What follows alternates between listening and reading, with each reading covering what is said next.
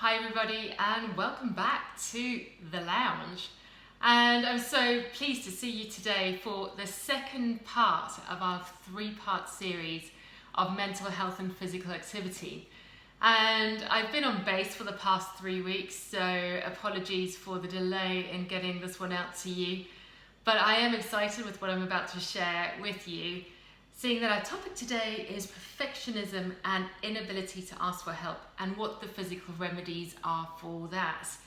So if we just delve in a bit to what is perfectionism, and I'm sure the Oxford Dictionary can set it out quite clearly in terms of what the various aspects of perfectionism is, but I'm more interested to give you my take on what perfectionism is and what it has done in my life. So firstly, it is for me something that is unattainable. So it would be a standard that I've created that isn't necessarily easily attainable. So thereby I'm setting myself up for failure already, because what I'm trying to achieve is just unrealistic. And then secondly, it is the aspect of perfectionism requires you to spend a lot of time and energy to get to a point of meeting that mark. So instead of potentially being able to do something at 80%, whereby I'd be able to complete 5 tasks or 10 tasks, I'm stuck on this one task because it is just not perfect. And of course, having unrealistic or unattainable standards, that means, it's never going to be my 100%. And bearing in mind that my 100% might be the equivalent of someone else's 20% or whatever the case is. But for me, that standard is just purely too high in rational terms and in logical terms. But of course, the lovely way the mind works, it isn't always that straightforward and that logical. So then we have the concept of inability to ask for help. And how does this tie in with perfectionism? So the mindset that I had was particularly that I had to be good at everything. Yeah, no jokes. So I'd look at something, and if I wasn't that good at it, I'd try to blag it and then try to get my way to learn as much as I could, as quickly as I could, present myself as best I could. And then if I failed at that, I would be really upset with myself, because how dare I fail at something that actually, I've never trained in or never been exposed to before, or whatever the case is. It's such an illogical way of thinking, but that's where my mind was at. Or if I was actually okay at something and I have had exposure to it before and I wasn't the best, then I would also be rather upset, like why am I not as good as? And that's where comparison comes into play. And this is a very dangerous ground, because essentially there will always be someone that would be a slightly bit better than you. Even if you're competing at the best standards in the world, there's always that pressure to know that actually, there might be someone that is quicker, faster, better, more intelligent, whatever the case is. But again, we've all been designed for different aspects in life. So if we are not essentially perfect, to use this term, in something, it doesn't mean that retracts even from our self-worth.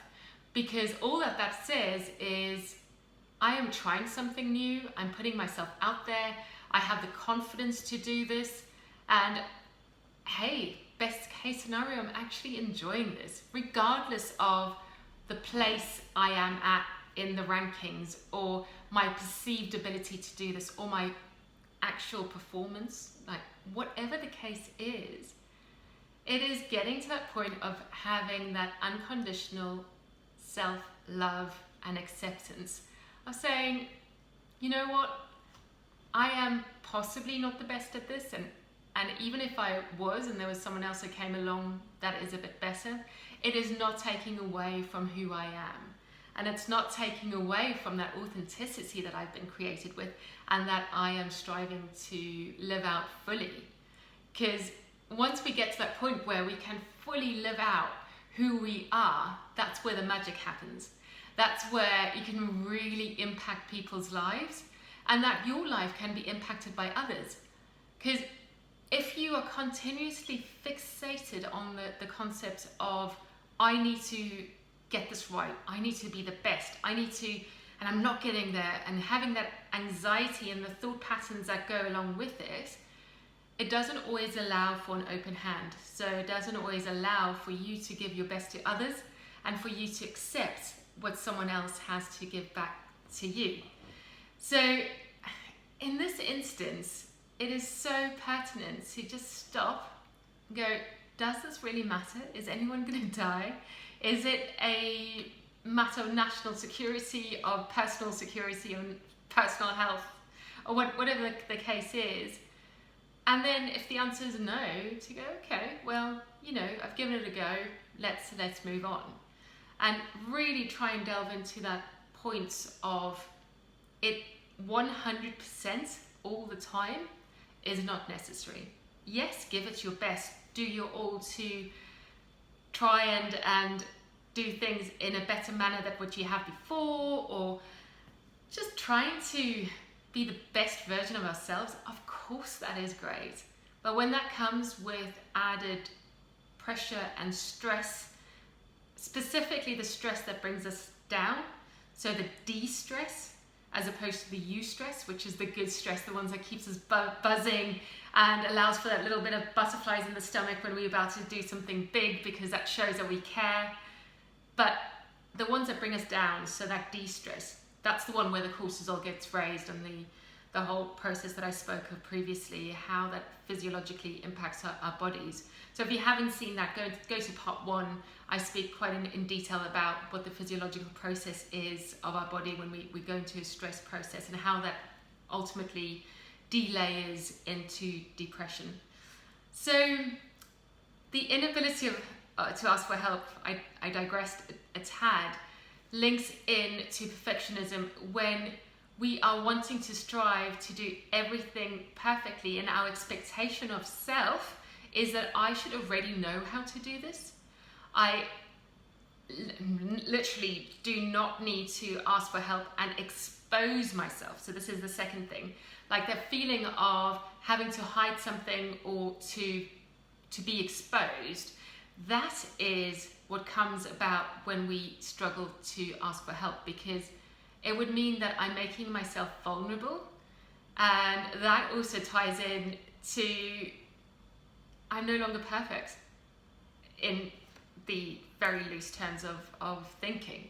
And obviously that's the illogical way, or the unwise mind of thinking types. So I have a story about vulnerability where I'd recently moved to the UK. I'd gotten myself into a church's, what they called a home group, like just people from church meeting together on a Wednesday night and chatting about various aspects and topics. And one of the topics of that evening was vulnerability. And I remember the presenter at the time was saying, ladies, vulnerability is good. And I was thinking, oh my goodness, so this is about 15 years ago. What kind of a place is this where they're promoting vulnerability as being something that's amazing? And it was so pertinent in terms of my thought process at the time to show you where I was at, that vulnerability wasn't an option. It was about presenting strength, about presenting a persona, a perceived character that would be accepted by all, that would be pleasable to the majority, that would be able to go out and deliver this hardcore message of even feminism, if you may, but I'm not really that strong on that message. But that's the way that I was feeling at that point. And I think many of us have gotten that in our heads in the way that we've grown up or how we've been raised or just society as a whole, that there has to be strength that's being shown. And yes, I don't disagree with that. However, the way that I see that now is very different. I see vulnerability as strength. I see the ability to show yourself naked to people. I'm not saying everyone. It's just certain aspects. Remember, self-care and self-protection is key. If you're not comfortable with sharing something, there's no need to share it. But likewise, if it comes to just showing yourself to people you trust, that is so important for our general relations. And it is the ability also for us to show that in this process of give and take in relationships, that we can be vulnerable. And thereby, if we are vulnerable to others, it's almost like an unwritten license for them to be vulnerable back. And where there's countless times where I've spoken to people about my struggles, and it almost allowed them the freedom to not think about it when it came to their turn to reciprocate some vulnerabilities. And it also just shows that we are human, we are fallible human beings. There is no way that we can even start to reach perfection in its purest definition as per the Oxford Dictionary. It is literally not something that we can be perfect because just of the definition of who we are as humans, which defines us as being fallible. Like, there isn't any way possible in this lifetime that we can get everything right. In fact, can bet that we will get more wrong than we probably get right along the way. However, this is where the beauty of relationships come in, where we can really share this journey with other people. We can share our weaknesses with people and have other people who have those strengths come and cover those weaknesses. And likewise, our strengths can cover those people's weaknesses too. Because it doesn't mean that we are now taking from everyone all the time. It's a give and take. And it's just the basic rules of relationship and the privileges of relationships, where we can really be frank with one another and have these discussions openly where, hi, I am struggling today. I just need someone to talk to. Or, you know what? I've had such difficulties trying to put this together. I know that you are the guru at this. So please, could you help me with this? So those things are great to just show that, you know what, I don't think that I know it all. I don't think I'm perfect. And that vulnerability, ironically, brings about the strength of knowing who you are and showing other people that you're not shy to show that, you know what, I don't know everything, and I'm okay with it because I am still on this journey. I'm still learning. I'm still hoping to reach the point where my relationships are good and where, you know, you can continuously be able to positively impact people, or that you're still in this journey of learning this stats or algebraic equations, and or even just the poetry or newfound singing, or learning hit routines, or starting a band baby, or whatever the case is. We are all developing, we're all learning, and there is no shame in asking for help, and there's no shame in being authentically us, which means as a fallible human being, each one of us will have something that we are not good at, that we potentially can't do 100% according to whoever's standards. And then there's also the concept of meeting our own standards. And this is where heart becomes a big issue, where we need to just realize that compassion that I've spoken about before, this is also a point where it becomes so poignant that we know that I'm okay with my infallibilities, for lack of a better word. I'm okay with those shortcomings. And yes, I'm going to try and work on them, but I'm not going to take that stick and beat myself with it, because I know that I'm learning. And that's the great journey about life. It's we all learning as we go along. It's kind of like that roller coaster where you jump in and you're going up and you think, yes, I'm anticipating the big drop, and then finally the drop comes and you're not prepared for it. And you're like, oh, my stomach's in my mouth and I can't deal, and off you go, and it's up and down.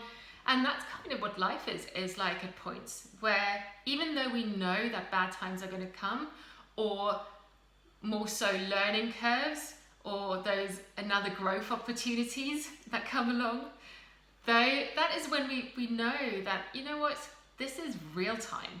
And it's great because it means that we're alive and we can feel life to its fullest and continue the journey. And even better, if someone sat next to you, doesn't need to be a spouse, can be a friend, a colleague, whatever, whoever you have in your life.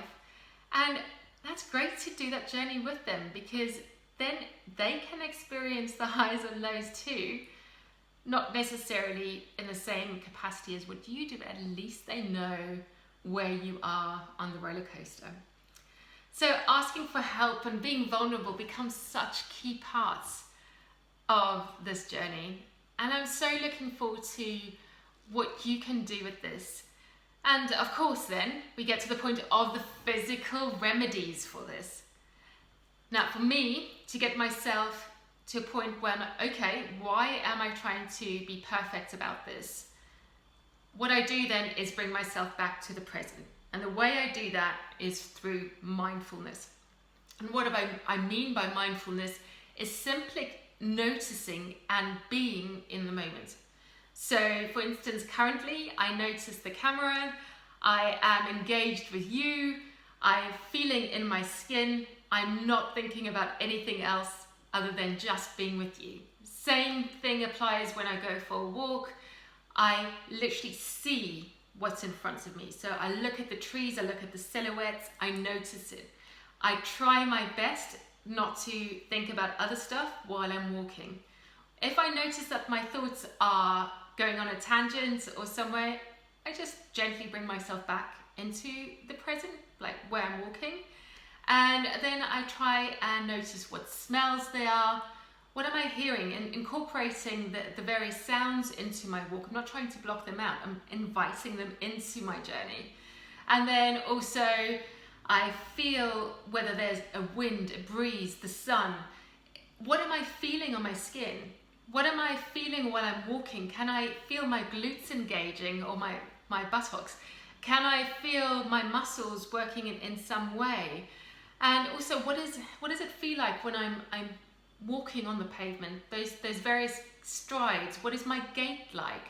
So all those things just help to bring us back into the moment and stops us from thinking of the future, which brings about anxiety. Because if we start catastrophizing or thinking about things in the future that can cause us distress, that brings about anxiety disorders, where we continuously then think about the future ramifications of things and how I'm not going to be able to meet that deadline. This is not going to happen. So we catastrophize, like, what if my job gets made redundant or retrenched? Or what if my role isn't going to be there when I come back from maternity leave? Or what if I'm never going to get married? Or what if... So all of these things that we are thinking about there, way far into the future, causes us anxiety right now.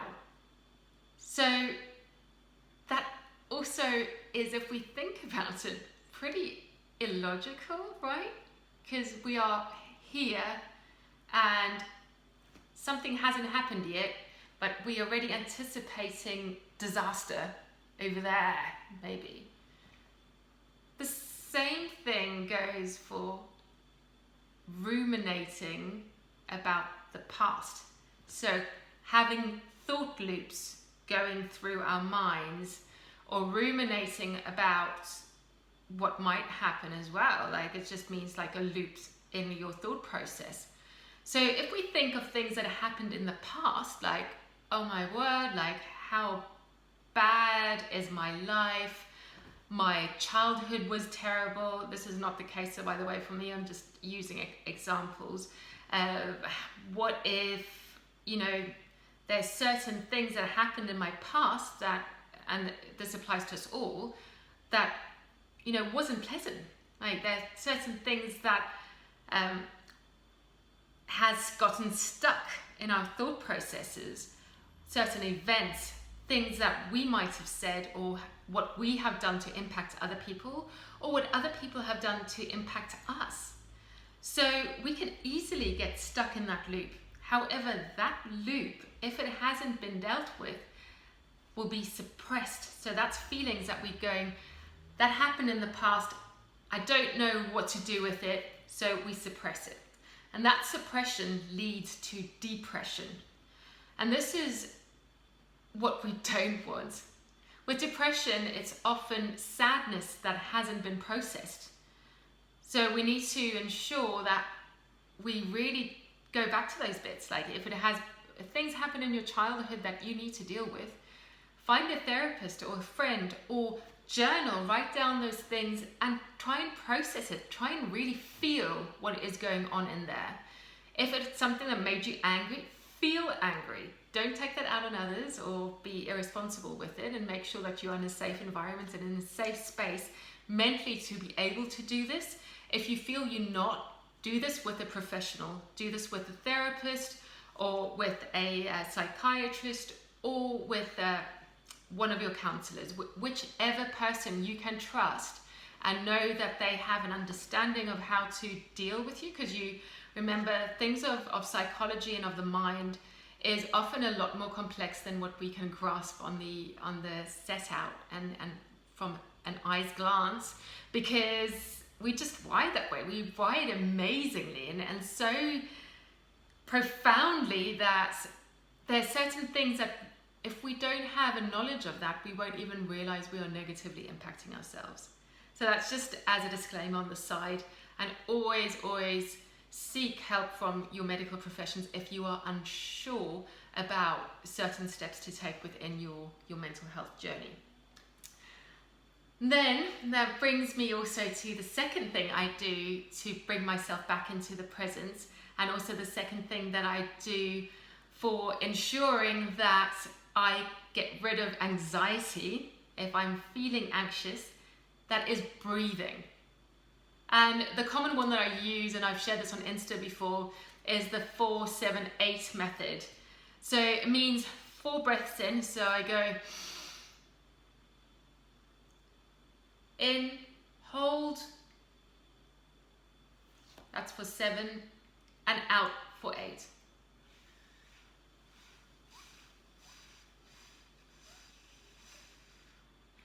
If you could hear that whooshing sound, that is really good to pierce your lips together and kind of feel the pressure of the wind or of the air in your lungs going against your lips. That stimulates the vagus nerve, which is your parasympathetic system, and gets that up, which is what you want for health and well-being, and also what helps your immunity raising. And so those are the things that I do, and I often combine that with if I do my mindfulness of going out and have a walk, or even in doing a task. I'm like, where's my mind? Am I with my task, or am I running away somewhere else where I'm not even close to home? And then look at how to incorporate that in my day-to-day practice of whatever I'm doing. How do I be present? And that's just by using my 5 senses and the breathing. There are loads of other breathing techniques, but I find this one the easiest for me just to do continuously. So because you can do the hyperventilating ones, but I would recommend those only under supervision. And then you can also play around with the length of the breath coming in and out. So, takeaway for today: be in the moment. Remember, you are authentically made, and that by being authentically you, it doesn't matter what you can't do. And also, every step that you take is an adventure. It is a journey. It is the unknown, but you can control how you react in the present. And that's by mindfulness and breathing. I hope you enjoyed today's session, and I'm looking forward to seeing you here for part 3, the final part of our 3-part series of mental health and physical activity. And if you have any comments or suggestions or anything that you would like to know about mental health, pop that in the comment box below. Remember to subscribe and like and ring the bell for if you would like to have notifications of when the next one's coming out. And I'm looking forward to seeing you back here next time. Lots of love.